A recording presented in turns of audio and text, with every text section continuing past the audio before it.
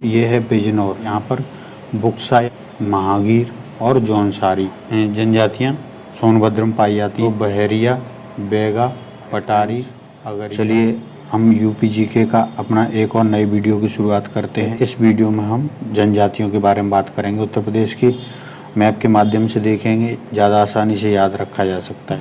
1.01 यानी कि पूरे इंडिया में जितनी भी अनुसूचित जाति है उसका कितने प्रतिशत, 1.01% यहाँ पर निवास करती है।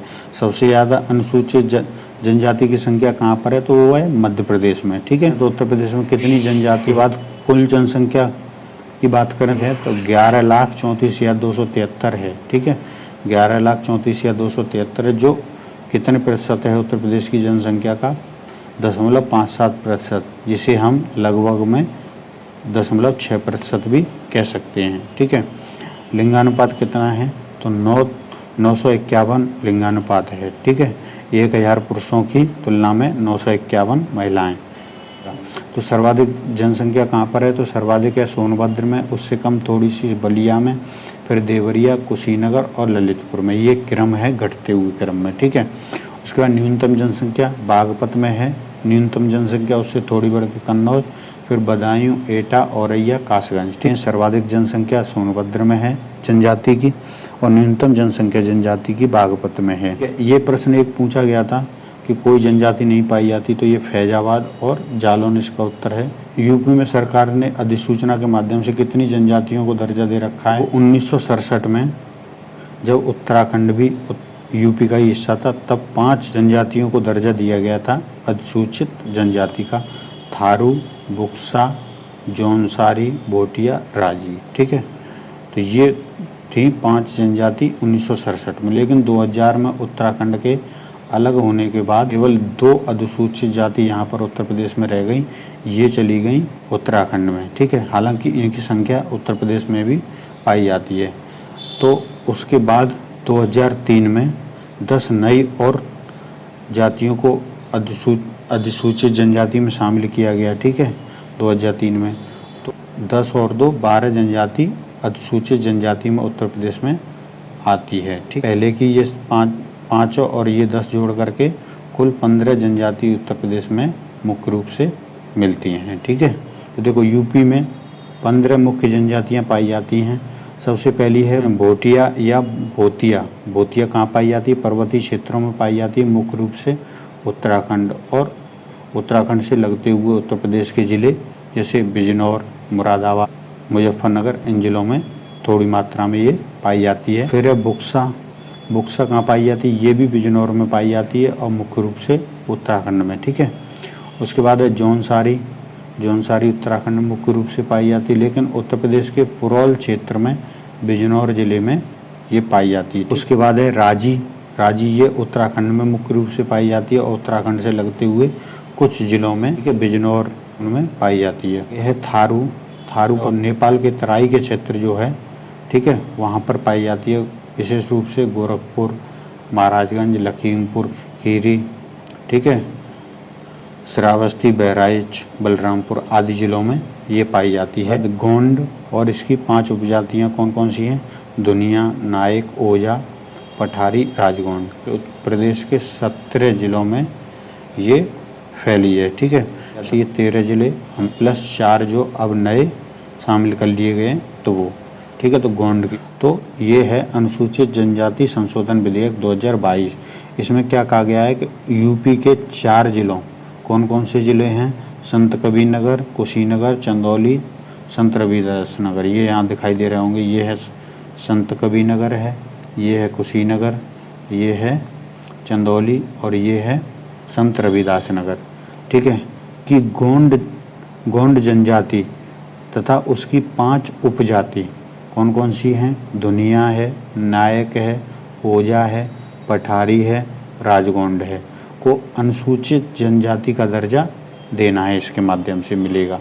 ठीक है, क्या इससे पहले गोंड को जनजाति का दर्जा उत्तर प्रदेश में नहीं मिला हुआ था? मिला हुआ था, लेकिन वो कितने ज़िलों में मिला हुआ था, तो 13 ज़िलों में इससे पहले गोंड जनजाति एवं उसकी उपजातियों को शेड्यूल्ड ट्राइब का दर्जा मिला हुआ था, लेकिन इन 4 जिलों में नहीं मिला हुआ था, उसको भी अब दे दिया गया है। ठीक है, तो ये 13 जिले कौन कौन से हैं जिनको शेड्यूल ट्राइब का दर्जा पहले से मिला हुआ था? तो महाराजगंज में, सिद्धार्थनगर में, बस्ती, गोरखपुर, देवरिया, मऊ, आजमगढ़, जौनपुर, बलिया, गाजीपुर, वाराणसी, मिर्जापुर, सोनभद्र। इन जिलों में शेड्यूल ट्राइब का दर्जा गोंड एवं उसकी 5 उपजातियों को मिला हुआ था।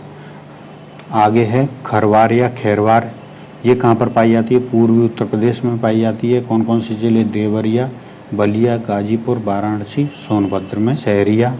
सहरिया ललितपुर में। ठीक, पराड़िया सोनभद्र में पाई जाती है। बैगा भी सोनभद्र में पाई जाती है। पंखा या पानिका, ये सोनभद्र और मिर्ज़ापुर में पाई जाती है। उसके बाद अगरिया सोनभद्र में पाई जाती है। पटारी सोनभद्र में पाई जाती। चेरो सोनभद्र और वाराणसी में पाई जाती है। और भुइया या भुनिया सोनभद्र में पाई जाती है। मैप के माध्यम से कि कौन कौन सी जनजाति कहाँ पर पाई जाती है, इसको थोड़ा जूम करेंगे। वो जिले हैं, ये है बिजनौर। ठीक है, ये अक्सर चर्चा में दिखेगा जनजातियों के मामले में, क्योंकि यहाँ पर बुक्सा या बोक्सा, महागीर और जौनसारी, ठीक है, ये मुख्य रूप से पाई जाती हैं। ठीक है, उसके अलावा भोटिया, कौन सी? भोटिया, यहाँ लिख लेंगे भोटिया। ठीक है, बुक्सा हो गई, बुक्सा या बोक्सा बोल देते हैं। महागीर हो गई, जौनसारी हो गई और राजी। ठीक है, राजी अभी हमने आपको बताया था। भोटिया कहाँ? पर्वतीय क्षेत्रों में उत्तराखंड से लगते हुए इन जिलों में पाई जाती है, मुख्य रूप से बिजनौर में। ठीक है, उसके बाद बुक्सा की बात करी तो ये भी बिजनौर में पाई जाती है। जौनसारी भी बिजनौर में पाई जाती है, पुरौल क्षेत्र है। ठीक है, और राजी भी इन्हीं क्षेत्रों में, उत्तराखंड से लगते हुए क्षेत्रों में पाई जाती है। लेकिन ये चारों जनजातियाँ उत्तराखंड की मुख्य जनजातियाँ हैं। ठीक है, उसके बाद अगली हम जनजाति की बात करते हैं अपनी, है हमारा नेपाल।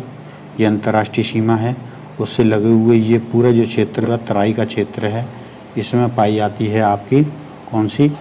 थारू जनजाति। ठीक है, तो थारू जनजाति कौन कौन से जिले? मुख्य रूप से इधर गोरखपुर हो गया, महाराजगंज हो गया, सिद्धार्थनगर हो गया, बलरामपुर, श्रावस्ती, बहराइच, लखीमपुर खीरी, पीलीभीत। ठीक है, तो इन जिलों में मुख्य रूप से थारू जनजाति पाई जाती है, तराई क्षेत्र में पाई जाती है। खरवार या खैरवार जनजाति। ठीक है, तो इसमें हमने 3 ही मार्क किए हैं, लेकिन ये इस पूरे रीजन में पाई जाती है। ठीक है, इस पूरे रीजन में पाई जाती है। कौन कौन से ज़िले मुख्य रूप से आ जाते हैं इसमें? देवरिया आ जाता है, बलिया आ जाता है, मऊ, गाजीपुर, वाराणसी, चंदौली, मिर्ज़ापुर और सोनभद्र। इसमें तो खरवार या खैरवार कहाँ पाई जाएगी? पूर्वी उत्तर प्रदेश। उसके बाद अगली जनजाति हम देखते हैं, ये हैं हमारी सोनभद्र की कुछ जनजातियाँ। ये वाली जो लिस्ट है इधर की, जो पूरी मुख्य रूप से सोनभद्र में पाई जाती, कौन कौन सी हैं? तो बहरिया, बैगा, पटारी, अगरिया, भुइया। ठीक है, भुइया, ये 5 जनजातियाँ सोनभद्र में पाई जाती हैं। चेरो जनजाति हमारी कहाँ पर पाई जाती है? तीर से मार्क हो रहा है, तो सोनभद्र में पाई जाती है और वाराणसी में पाई जाती है चेरो। उसके बाद आती है पंखा या पानिका। ठीक है, पंखा या पानिका, ये है हमारी मिर्ज़ापुर और सोनभद्र में। ठीक है, अगली है हमारी ललितपुर में। सहरिया जनजाति ललितपुर में पाई जाती है। ठीक है, ध्यान से एक बार और रिवाइज करेंगे जल्दी। तो देखो, भोटिया जनजाति कहाँ पाई जाती है? भोटिया जनजाति पाई जाती है बिजनौर में। राजी जनजाति कहाँ पाई जाती है? उत्तर प्रदेश में, बिजनौर में। उत्तराखंड की ये मुख्य जनजाति है। उसके अलावा बिजनौर में बुक्सा या बोक्सा, महागीर और जौनसारी जनजाति भी पाई जाती है। ठीक है, थारू कहाँ तक पाई जा रही है? तराई के, नेपाल के तराई के क्षेत्रों में पाई जा रही है। कौन कौन से ज़िले पड़ जाते हैं इसमें?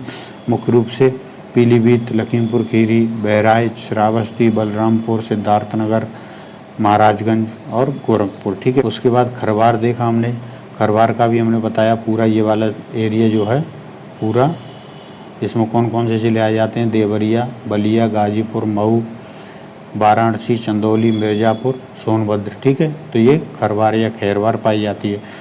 पंखा या पानिका ये कौन कौन से में पाई जाती है? मिर्ज़ापुर में और सोनभद्र में। चेरो कहाँ? वाराणसी और सोनभद्र में। केवल सोनभद्र में तो हमने बताया ये वाली जो हैं केवल सोनभद्र में। बहरिया, बैगा, पटारी, अगरिया, भुइया, ठीक है, ये केवल सोनभद्र में। उसके बाद शहरिया पाई जाती है ललितपुर में, ठीक है। सर्वाधिक जनसंख्या उत्तर प्रदेश में कौन सी जनजाति की है? तो सर्वाधिक जनसंख्या है गोंड जनजाति की, ठीक है, 5.6 लाख है, ठीक है।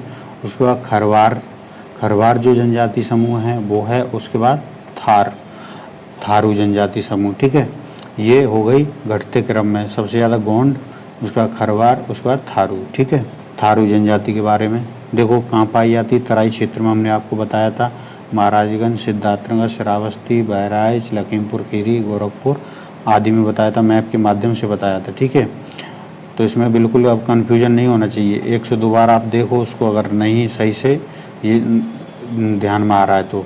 थारू विकास परियोजना की शुरुआत कब करी गई? तो 2 अक्टूबर 1980 में। ये किरात वंश से संबंधित हैं, ठीक है। छोटा कद, पीली चमड़ी होती है। अभी इस वीडियो में इनकी पिक भी लगाई हुई है, आगे देखेंगे अभी, ठीक है।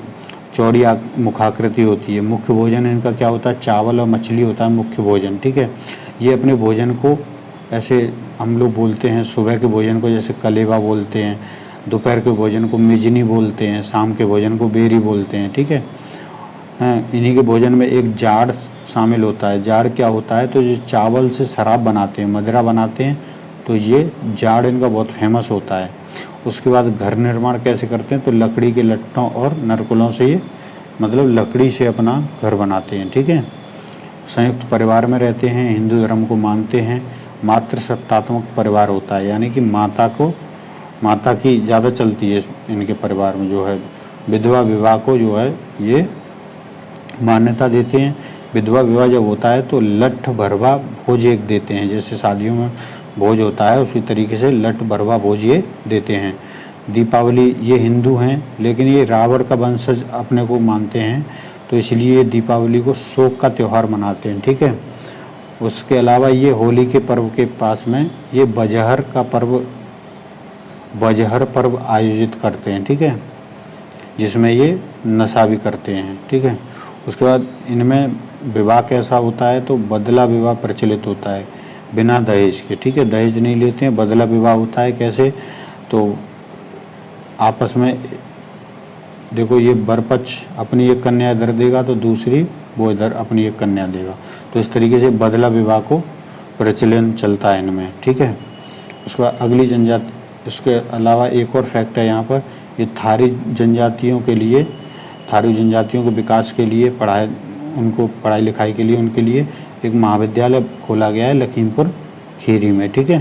तो ये भी याद रखें, लखीमपुर खीरी में इनके लिए, इनकी शिक्षा के लिए महाविद्यालय खोला गया है। उसके बाद आगे देखते हैं, अगर जौनसारी के बारे में बात करते हैं थोड़ा विस्तार से। ये उत्तराखंड में पाई जाती है मुख्य रूप से, और उत्तर प्रदेश के पुरौल क्षेत्र में पाई जाती है। जैसा कि हमने अभी बताया था, खस जाति के वंशज हैं ये, और बहुपति प्रथा इनमें प्रचलित है। बहुपति प्रथा, बहुत से पति इनमें होते हैं। उसके बाद अगली है बुक्सा। बुक्सा कहाँ पाई जाती है? ये भी बिजनौर में पाई जाती है। ये खुद को पटवार राजपूत के घराने से संबंधित बताते हैं, ठीक है। हिंदी भाषा है इनकी। पंचायत का सर्वोच्च, यानी कि ये अपने मामलों को खुद ही निपटा लेते हैं, ठीक है। कोई झगड़ा अगर विवाद होता है तो इनकी एक पंचायत होती है जिसको तखत बोलते हैं, तो उसके माध्यम से ये उसको सॉल्व करते हैं। चामुंडा देवी की पूजा करते हैं, कृषि करते हैं, ठीक है। बुक्सा जनजाति विकास परियोजना की शुरुआत 1983-84 में करी गई, ठीक है। इनमें विवाह कैसा है? तो गृह विवाह पद्धति इनमें प्रचलित है, ठीक है। ये क्या होती है? तो वर पक्ष वधु पक्ष का मूल्य देता है, यानी कि उसकी एक वैल्यू देता है, पैसा देता है उनको, तब जो है लाता है, ठीक है। उसको मालगति बोला जाता है, जो पैसा दिया जाता है, जो रकम दी जाती है उसको मालगति बोला जाता है, ठीक है।